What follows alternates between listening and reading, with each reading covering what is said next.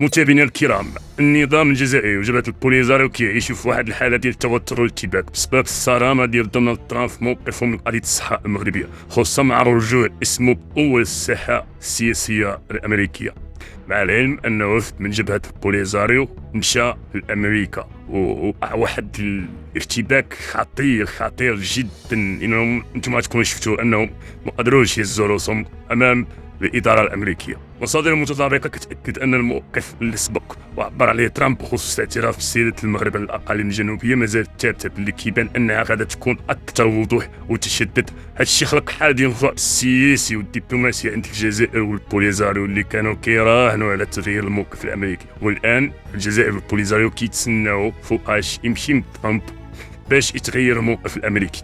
الجزائر اللي كتلعب دور اساسي في دعم البوليزاريو كتشوف ترامب عنصر ضغط قوي بزاف، خصوصا انه ما كيامنش بالحلول الرماديه، كيجيب بمواقف واضحه، وهذه الصرامه كتعني بالنسبه لهم تضييق الخناق الدبلوماسي سواء داخل الامم المتحده او في العلاقات الدوليه. اما البوليزاريو فكتعيش عجله كبيره، حيث الاعتراف الامريكي بمغربيه الصحراء عطى دفعه قويه للموقف ديال الرباط وديال المغرب، وخلى اطروحه الانفصال تفقد بزاف ديال الدعم، خصوصا مع توسع دائره الدول اللي كتفتح عنصريتها في الاقاليم الجنوبيه وكتدعم مقترح الحكم الذاتي. ترامب في هذا الملف كيعكس تحول استراتيجي في التعاطي واشنطن مع النزاع مبني على الواقعيه والاستقرار، وهو ما كيزيد يعقد حسابات الجزائر والبوليزاريو، كيخليهم قدام خيارات محدوده.